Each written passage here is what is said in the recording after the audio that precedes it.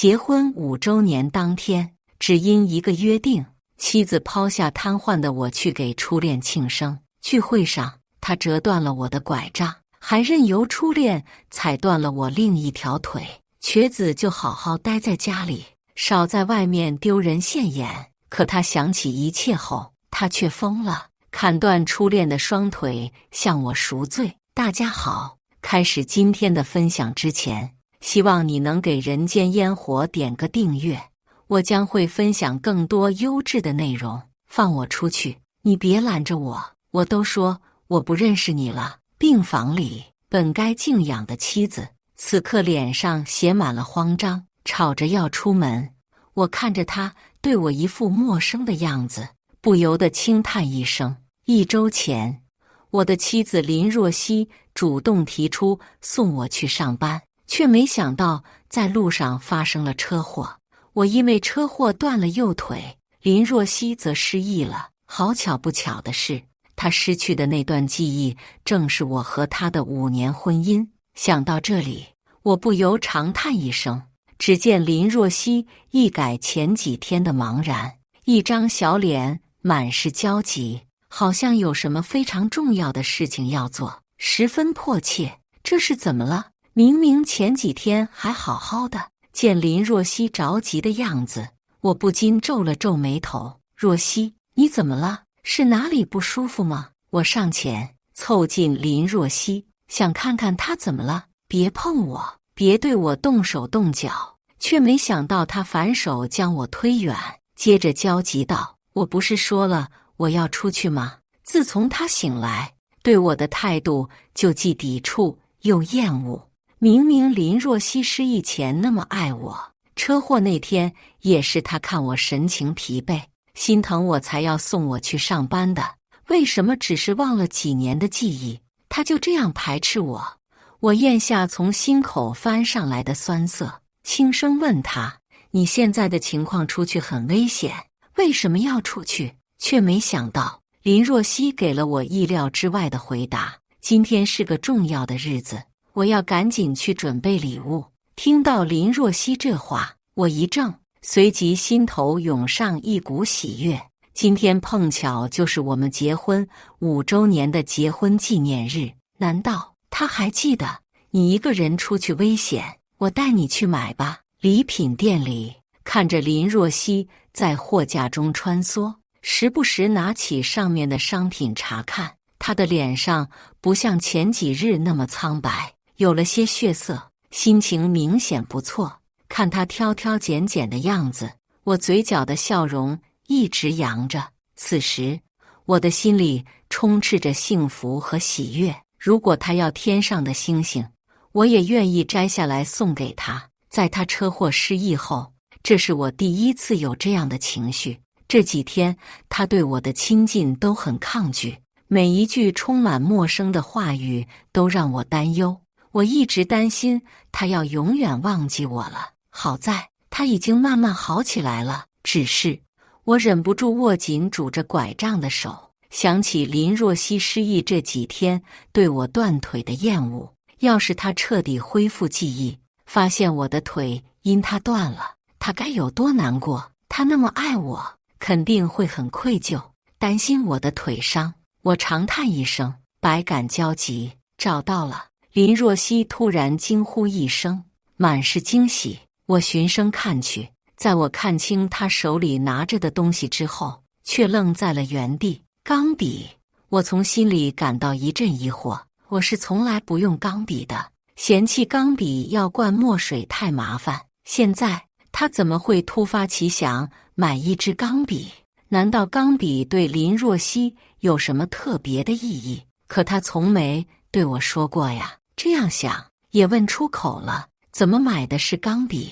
我不用钢笔的，却没想到得到的是林若曦像看傻子一样看我的眼神。下一秒，听到林若曦的回答，我却如坠冰窖，愣在原地。谁说是给你的？这是买给萧燕的。今天是她的生日。她秀气的眉毛微微皱起，露出嫌恶的表情。这一刻，我几乎不敢相信自己的耳朵。萧燕，听到这个熟悉的名字，我不由得心中一颤。萧燕是林若曦大学时交往的男友，也是她的初恋。林若曦对这个大她一届的男友很是崇拜，两人的感情一直很好，甚至萧燕曾经在众人面前对他许下承诺，说好在毕业后娶她。不曾想，萧燕毕业之后却突然销声匿迹，只给他留下了一屁股的外债。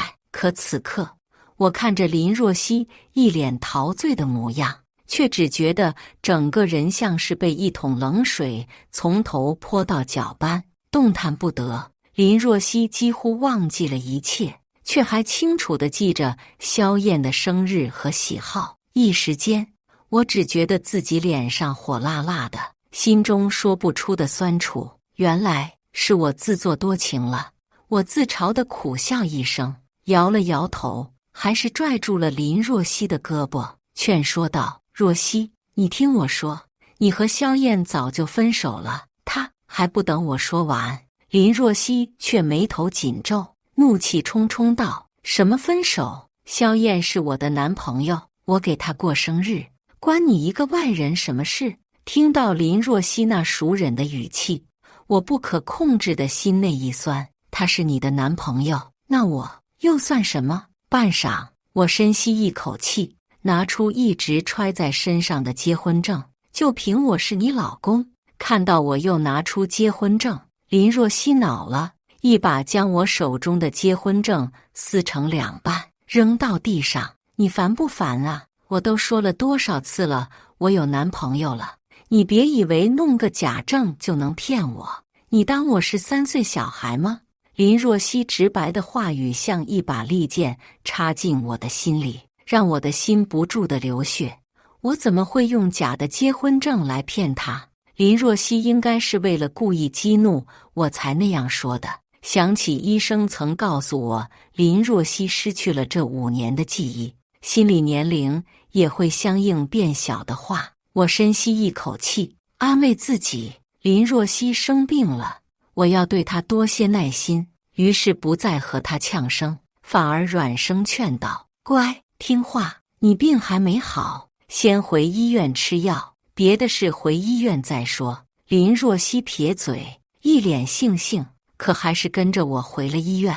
我盯着她吃完了药，看她那么听话，我不由得稍稍放下警惕，却没想到下午刚回公司，我就接到了医院护士打来的电话：“陆先生，杨小姐不见了。”什么？我心中一颤，林若曦不见了。猛地从沙发上站起来，我的伤腿不受控制的一歪。电光火石间，我想起林若曦下午买的礼物和对我说的话，我的心不由一沉，攥紧了拳头。我知道林若曦肯定是去给萧燕庆生了，我生怕失忆的林若曦做出什么不受控制的事来，立刻打了辆车赶到萧燕家。她的别墅在黑夜里灯火通明，挂满了彩灯装饰。远远的，我就听到众人的嬉闹声，想必是她在家举行了生日派对。我看见众人围成了一个圈，在大声起哄，心一急，我强行挤了进去。只见林若曦穿着一袭紫色长裙，和萧燕牵在一起。萧燕眼中露出惊艳之意，感慨道：“若曦，我就知道你会来的，你还是和以前一样，总是爱穿这条紫色的长裙。”林若曦羞涩一笑：“因为你说过，我穿这身是最美的。”听到林若曦这么说，我脑袋嗡的一声，像是耳鸣了。想起林若曦那满满一柜的紫色衣服，是因为萧燕曾经夸她穿紫色长裙美，她才这么执着吗？原来她这些年天天穿紫色的衣服是这个原因。察觉到这个事实，我感觉心里被什么堵了一下，闷得我喘不上气，只能死死盯着她。只见林若曦低下头害羞，拿出包装精美的礼物：“萧燕，我记得你说过，你用不惯中性笔，我特意给你买了这个，你快试试。”萧燕一愣，像是想到了什么，轻笑着点头收下。两个人之间洋溢着旁人插不进去的浓情蜜意。谢谢你，若曦，原来你一直记得。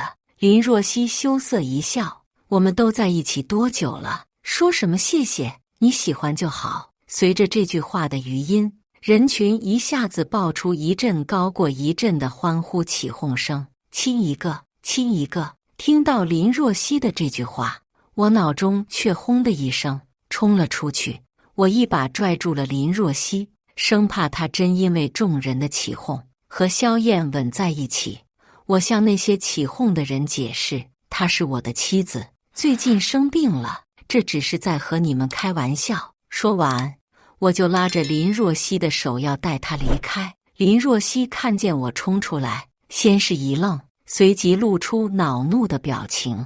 啪的一声，她用力一巴掌扇到我脸上。关你什么事？我被林若曦打得一个趔趄，脸颊火辣辣的，摸着脸颊，那脸上的痛意和麻意不是假的。林若曦竟然为了萧燕打我，我不敢置信地看着她，本以为能从她的脸上看到懊悔，却只看到林若曦焦急地和萧燕解释的画面。萧燕，你别误会，这个人很奇怪，非要说是我老公，一直缠着我骚扰我。我狠狠看向萧燕，目光如同利剑一样锐利。他明明知道前段时间林若曦出车祸失忆了，还想要探望，被我拦了下来，现在却在这里伪装不知道，接受了林若曦给他的礼物和表白。哟，这不是陆泽吗？腿怎么了？萧燕的语气中满是讽刺挖苦。我侧头，正对上萧燕看着我的腿那充满恶意的眼神。我和萧燕之间一直看不爽对方，经常是针尖对麦芒。我下意识地紧紧捏住了手上的拐杖，却见萧燕一把搂过林若曦纤细的腰肢，挑衅地看向我。看到她的动作，怒火一下子冲上我的大脑，我大喊一声：放开我老婆！你明明知道她失忆了，为什么还要这么做？听见我的质问，萧燕却装作茫然无知，委屈道：失忆？什么失忆？若曦爱的人一直是我，从没变过呀。至于你，竟然敢自称若曦老公，你看若曦理你吗？我没想到萧燕能这样厚颜无耻，抢我老婆还理直气壮。没有哪个男人能够忍受这样的挑衅。我冲上去就想打他，林若曦却挡在萧燕身前，仰头闭眼，一副无畏的样子。不行！我一下子收回手，刚才我的拳头险些就要打中林若曦的脸，幸好没有打到她。我心里一阵后怕，看到林若曦为了保护萧燕那无畏的模样，让我想起了林若曦失忆前的样子。那时候她也像现在这样维护我，保护我。我心里一阵发酸，可是现在她想保护的对象却变了。我心里一软，轻轻拉住林若曦的手：老婆，你跟我回家吧。却没想到林若曦将我狠狠甩开。林若曦露出鄙夷的表情，接下来她说的话更是深深刺痛了我。我都说了不是你老婆，你怎么就听不懂人话？我怎么可能会喜欢一个瘸子废物？他一把抢过我手中的拐杖，失去了拐杖的支撑，我一只脚撑不住力，控制不住地向一边倒去。我不敢相信自己的眼睛，怎么也没想到林若曦会抢走我的拐杖，让我当众出丑。林若曦看我站不稳的样子，嘲笑道：我爱的人永远只有萧燕，更何况像你这样的残废，我就算死也不可能和你在一起。听见林若曦的话，我难以置信地瞪大眼睛，心口又被狠狠扎了一刀。我深吸一口气，声音像在气血：我是因为你才变成这样的。林若曦冷笑：为了我，你别开玩笑了。林若曦将拐杖狠狠往一边扔去，拐杖被砸到墙上，应声断成了两截，众人看见林若曦的举动，都窃窃私语，带着不怀好意的眼光看我笑话。哎，这谁呀？怕不是被他拒绝的舔狗吧？这瘸子真够不要脸的，一个残疾还想癞蛤蟆吃天鹅肉。他们嘻嘻哈哈地笑着，看着那断成两截的拐杖，我如梦初醒，强压下喉咙不断翻涌的血腥气，攥紧拳头，将最后的期盼目光放在林若曦身上。只要她带我回去，我可以当作一切没有发生。我请求林若曦道：“你跟我回去吧，好吗？”萧燕听见，脸上露出暴戾之色，在我没反应过来的时候，一脚踹在我的心口，我不受控制的仰面倒地，一阵耳鸣。你聋了？人家说了不认识你了。他看我狼狈，狭长的眼睛微眯，暗暗在脚上使劲，用力踢我的好腿。我痛苦大喊，几乎瞬间额头就蒙了一层冷汗，熟悉的感觉。我的好腿竟然被萧燕这个小人踢断了。我怎么也没想到自己会被最爱的妻子背叛，害成这样。林若曦却偏过头去，假装视而不见，看着林若曦冷漠的眼神。恍惚间，我想起以前自己只是被白纸划破手，林若曦都紧张地给我消毒，贴创可贴。那个温柔的妻子和现在冷漠看向我的女人，我怎么也不能把她们重叠到一起。行了，别管那个莫名其妙的人。林若曦挽住萧燕的胳膊，转身就走。我的心凉透了。一直以来，只有我守着自以为美好的回忆。林若曦究竟有没有爱过我？看着林若曦逐渐远去的背影，我嘶吼着问她：“林若曦，难道你忘记那场车祸了吗？”听到我的控诉，林若曦的背影明显一致，突然面色痛苦地蹲下身子，眉头紧皱。萧燕很快就意识到了什么，冷笑一声：“别听他瞎说，他那是骗你的。”萧燕狠狠掐了自己大腿一把，硬挤出2滴眼泪，装出一副愤怒的样子：“若曦，你不知道，我们本来都要结婚了，是他横插一脚，害得我们分手，还用手段逼你嫁给了他。”林若曦听见萧燕对我的污蔑，缓缓站起身来。原来是这样，难怪我一看见他就烦。他先是一怔，随即恶狠狠地看向我，目光冰冷：“陆泽，没想到你比我想象的还要恶心。不论你之前用了什么手段，我告诉你，我林若曦只会有一个丈夫，那就是萧燕。”看见林若曦信誓旦旦地维护萧燕的样子，我一阵恍惚，想起了当年萧燕没钱回来纠缠林若曦时，她也说过类似的话。她说她的心里只会有我一个人，可是现在这些偏爱都给了萧燕。我摇了摇头。此时林若曦无情的话语让我一阵心冷，哪怕她不记得我了，但我在她住院这些天一直对她细心呵护，无微不至，她竟然一点感觉都没有吗？我心寒了，从头到脚感觉身体的每一个细胞都失去了温度。细数过去那几年，林若曦对我看似温柔，实则是为了敷衍吧。不记得我的喜好，不记得我的过敏源，我只以为她是性格大大咧咧，比较马虎。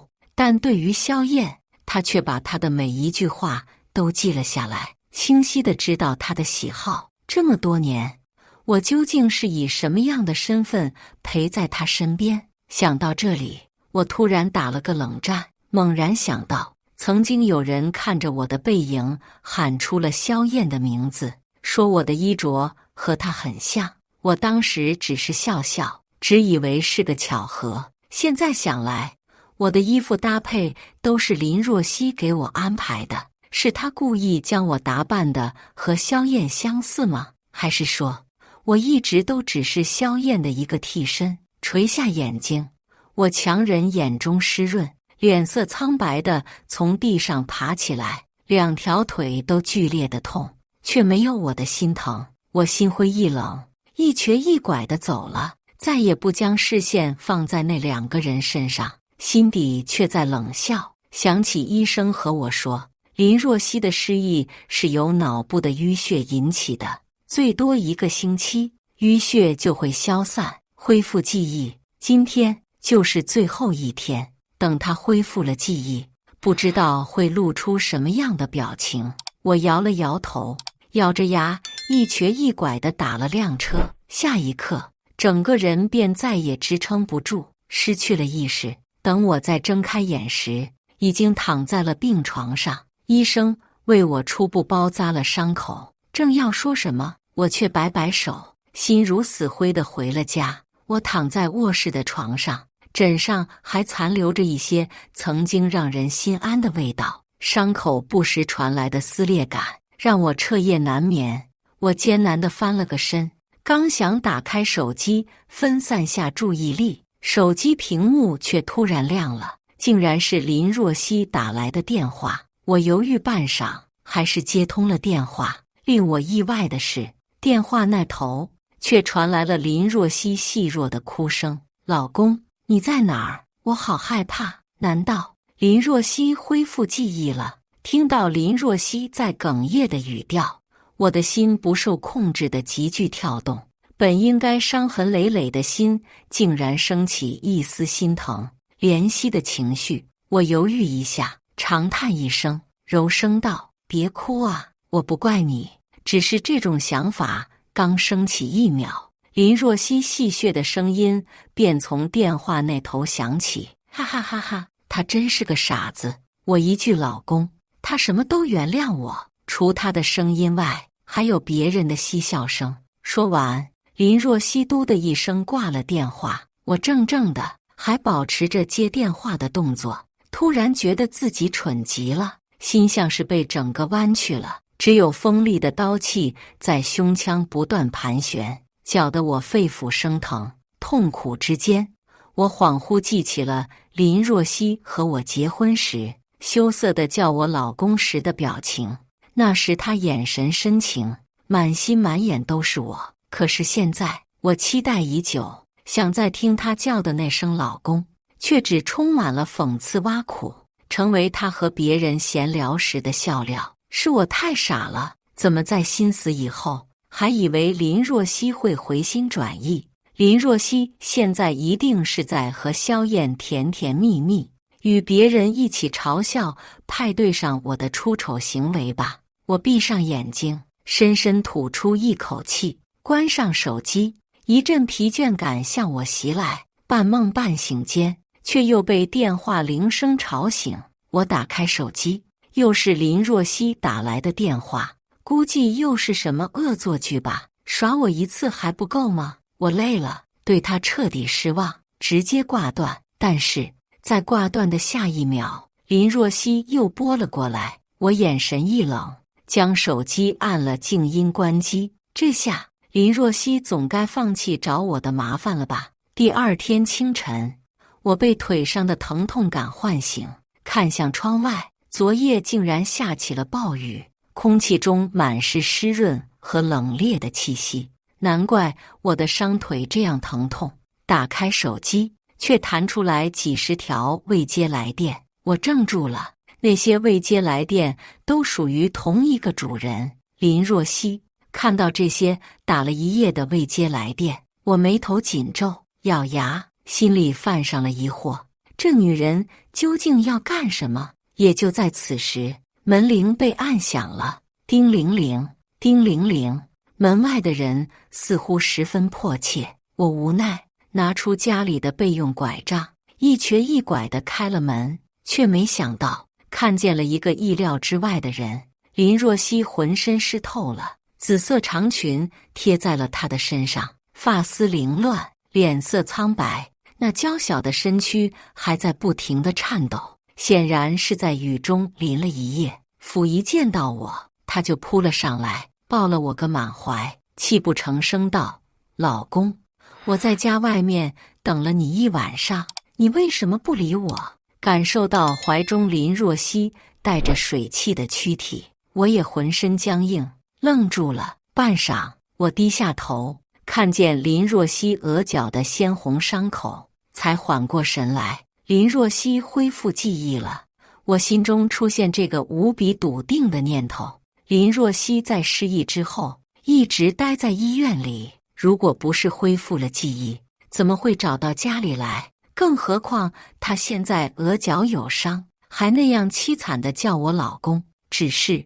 林若曦穿着紫色长裙，言笑晏晏地送萧燕礼物的画面猛地出现在我的脑海里。在失忆之后，她满心满眼只有萧燕，记得萧燕的每一个喜好，而我呢，与她的数年婚姻里，只不过被她当作萧燕的影子、替身。想到这里，我心里一冷，把林若曦从我怀中推了出去。我已经知道了，你这些年不过是把我当作萧燕的替身而已，又何必假惺惺地叫我老公？听到我的话，林若曦不敢置信地瞪大双眼，泪珠像断了线的珠子似的垂落下来。她一脸惊恐地抓住我的袖管，解释道：“不是这样的，老公。一开始我确实有把你当成萧燕替身的想法，可是在和你的相处中，我已经意识到了你们是不同的，我真的爱上了。”她泪水连连的解释，我却不想再听了。够了，不必再解释了。这些年来，只有我在为我们的婚姻付出，为了你能过上更好的生活，我每天都加班到深夜，为了讨你欢心，我每个节日都准备礼物和鲜花。可是你给了我什么？把我当作萧燕的替身。如果觉得像了，就对我好；觉得不像了，就不理我。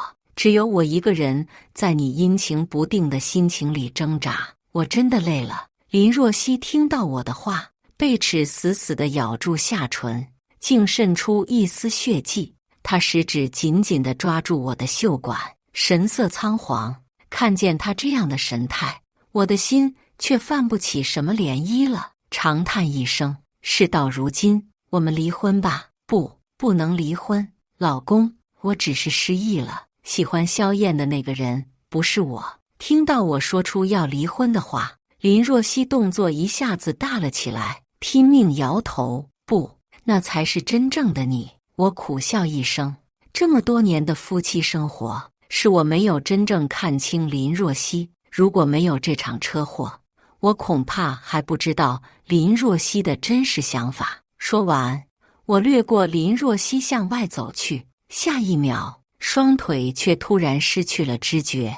我双眼一黑，失去了意识。再醒过来时，我看见一缕阳光打在头顶的玻璃瓶里，折射彩虹一样的碎光。我在医院里，我老公的腿真的没有希望了吗？他还那么年轻啊！被这道哭声吸引而去，看到那人的动作，我却愣住了。林若曦跪倒在地，抱着医生大腿，哭着求医生再救救我。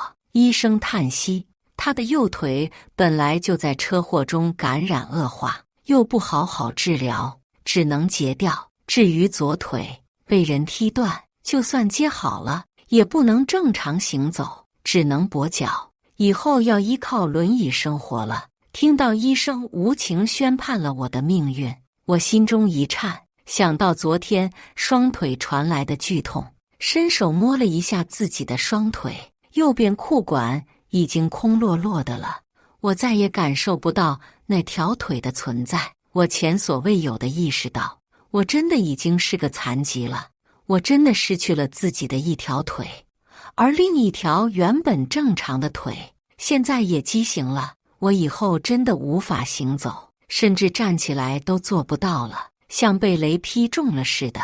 我浑身不住地颤抖，心里感受到了前所未有的绝望和荒芜。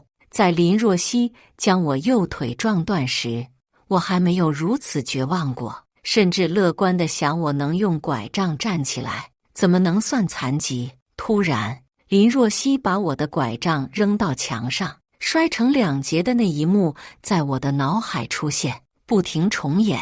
如果林若曦没有失忆，如果我没有跟踪她，撞见他和萧燕的告白，恐怕我还是能行走的吧。现在我自己的丑陋样子，连我自己都害怕。林若曦跪求医生很久，医生被这样纠缠，摇头：林小姐，病人真的没有治疗希望了，现在好好疗养才是最重要的。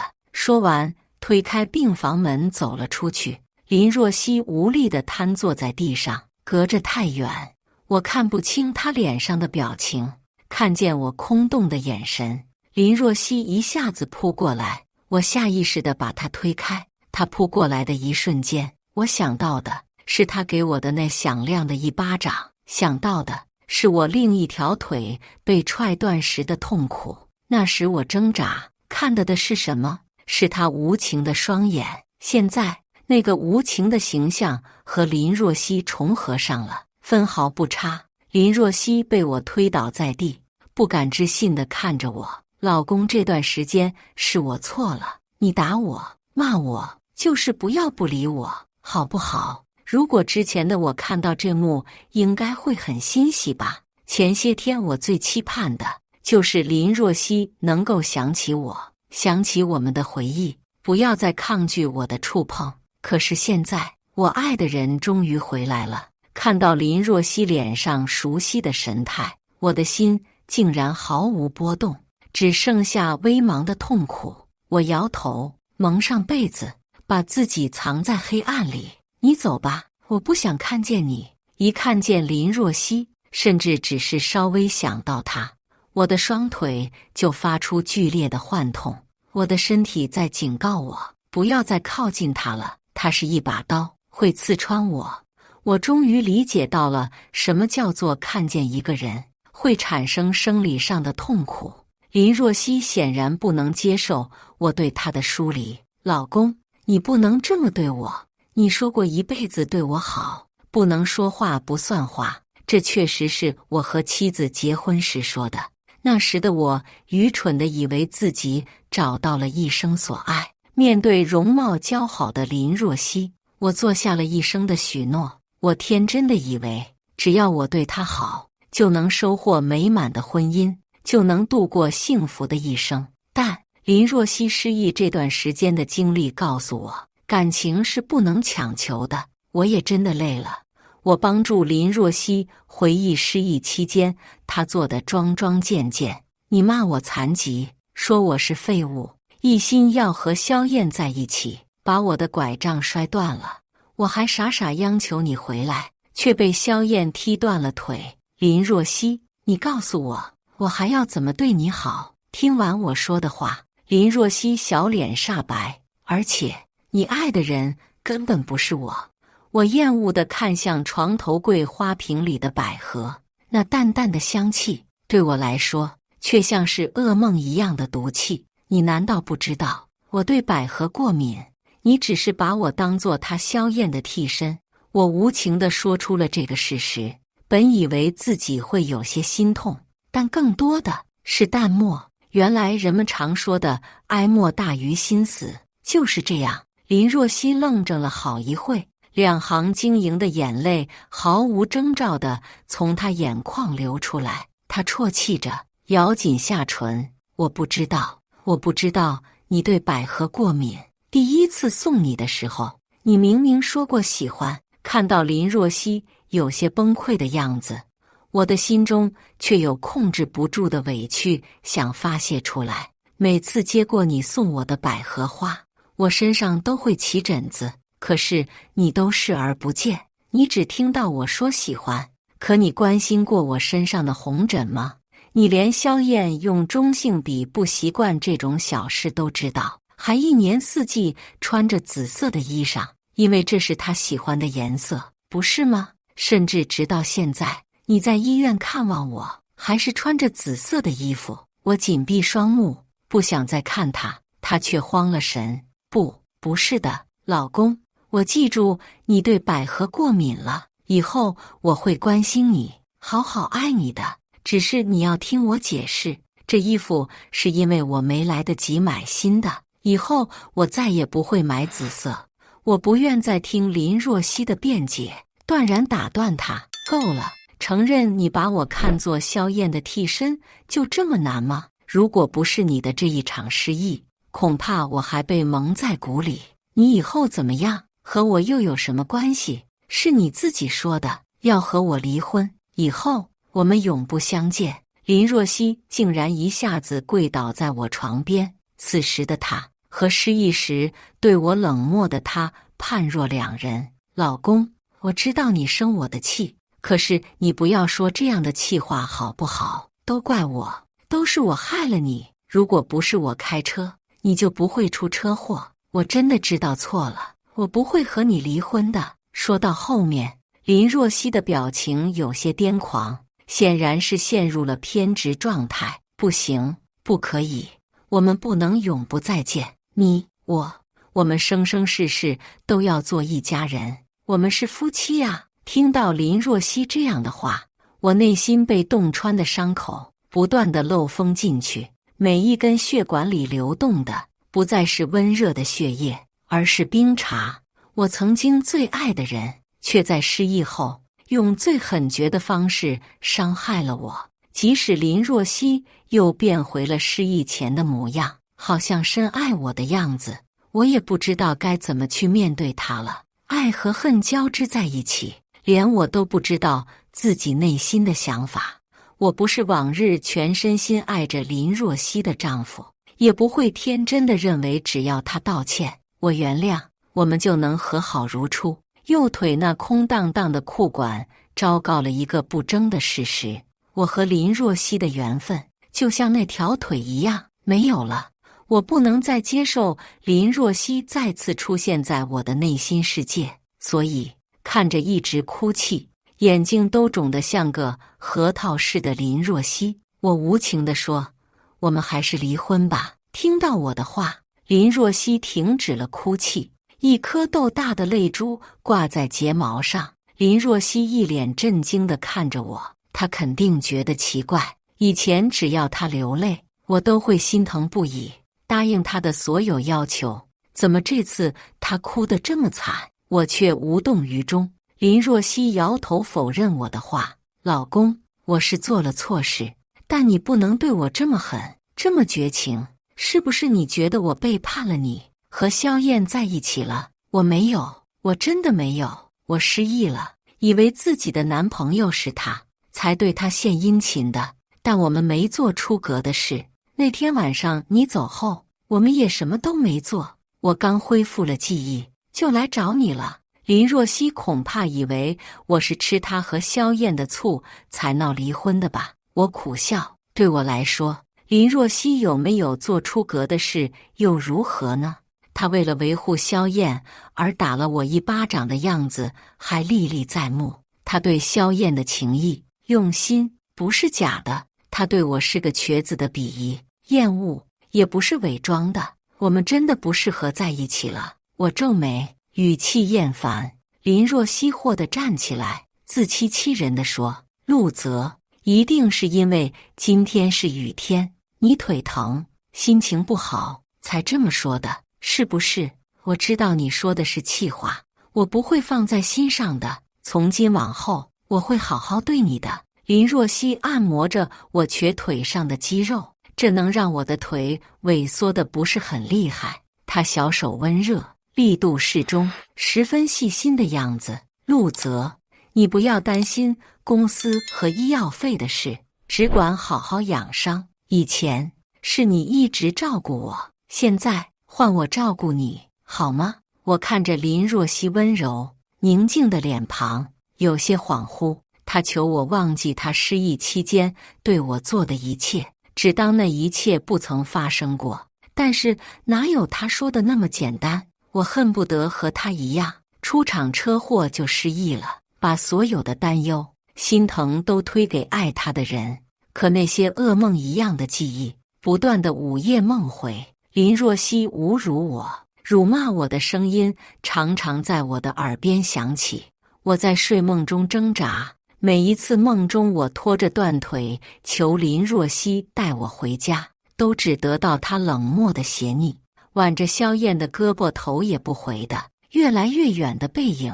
有时候我分不清梦境和现实的区别，看见林若曦就会大声让她滚开。这时候我得到的又是她怔怔的湿润的眼睛，咬紧嘴唇，一副哀伤的样子。我觉得不知何时起，在我们之间已经有了一道巨大的沟壑。在林若曦失去记忆前，我和她在一起的5年婚姻其实是幸福的。如果我不知道自己是萧燕的替身，再抛去林若曦对我的敷衍，怎么看都是一段让人无法忘怀的岁月。每个平淡日子里，林若曦的一点笑脸对我来说都弥足珍贵，值得收藏。为什么一场车祸，一场失忆，生活就天翻地覆了？如果林若曦没有失忆，我就还能被蒙在鼓里，自欺欺人地认为林若曦爱我。或许我能好好疗养自己的腿，哪怕依靠拐杖才能直立，但有林若曦的陪伴，我一定是幸福的。可惜人生没有如果，我长叹一声，我没有错过林若曦眼底的青黑。这些天是她一直照顾我，陪我复健，为我连自己看了都恶心的丑陋伤口涂药。看着林若曦为我涂药时低下的头，那小小的发旋，如果是以前的我，想必已经被她的温柔体贴感动得不得了了。可是现在的我得到了她的关心照顾，已死的心却不会为之动容了。林若曦不知道我心里的纠结，低眉浅笑，伤口愈合的差不多了。我要我们2个好好活着，余生我会好好爱你的。这个时候还谈什么爱情呢？我推开了林若曦，夺过她手里的药膏，没有错过她眼中的失落，但装作视若无睹。林若曦明显被我的动作伤害到了。陆泽，我真的在很认真的弥补了，你真的就不能再给我一次机会，非要给我判死刑吗？眼泪源源不断地从他的眼睛里流出来。我一愣，在我住院的这段时间，他恐怕把一生的泪水都流光了。我对他来说，也许真像他说的那样，并不是全无感情，甚至爱过我。老公，我知道你一直介意我失忆期间对你做的事，你心里恨我，可我也恨我自己啊。我恨自己为什么忘了你，我恨我对你那么绝情，恨我那么排斥你，恨我深深伤害了你。我究竟该怎么做才能让我们回到过去？我该怎么做才能修正我的错误？你告诉我好吗？听到林若曦如此无助的话语，我冷笑，她的问题也是我想问的，已经造成的伤害该怎么弥补？我以为事情到这里就应该彻底结束了，可没有想到，在我推着轮椅出院那天，林若曦却给我一个天大的惊吓。那天我扶着轮椅收拾自己的东西，一旁的护士还询问我，一直照顾我的小姑娘怎么没来？说实在的，我也有些意外。这些天，林若曦一直纠缠我，每天都说些不会放弃我的话，现在突然从我的生活里消失了，竟然让我有些怅然若失，但更多的还是轻松。我终于能和那些噩梦一样的回忆告别了。林若曦应该是想开了，知道纠缠我也得不到什么好结果了吧。看向医院大门，我长叹一声，正要扶着轮椅离开，远远的却看见一抹熟悉的人影。那人穿着雪白的长裙，跑得很急的样子，发丝凌乱，两颊绯红。看见我，一把将手按在我的轮椅上，气喘吁吁地说：“老公，你先别走，我有东西给你。”和他的话相比，风先把他身上浓郁的血腥味带给了我。我心中一紧，脱口而出：“你受伤了。”说完，认真上下打量了一番林若曦的身体，没有伤口。林若曦没理会我的问话，自顾自地像献宝似的摊开右手掌心。原来他的右手一直死死攥着一支钢笔，那支黑色钢笔是那样熟悉，真是当初萧燕生日那天送给萧燕的礼物。不同的是，那钢笔漆黑的笔身折射红润的光泽，因为林若曦的掌心还有一片血迹。我震惊地看向林若曦：“你到底干什么去了？”林若曦垂下眼睛，压黑的睫毛掩住眼里疯狂。陆泽，你知道这根钢笔对吗？这是我失忆的时候送给萧燕的礼物，也是因为这个东西让我们之间产生了隔阂。现在我把这根钢笔要回来了，你把它摔了，就证明我和萧燕一点关系也没有了，我们就还能回到以前那样，对不对？没有萧燕这根刺横在我们中间，你就一定会原谅我的。我震惊地听着林若曦魔杖一样的话，好像她认定没了这支钢笔，我们就能回到最初一样。脚下像生了根似的，我浑身动弹不得，因为一个大胆而恐怖的想法出现在我的脑海里。这根带血的钢笔是林若曦向萧燕要回来的。怎么要回来的？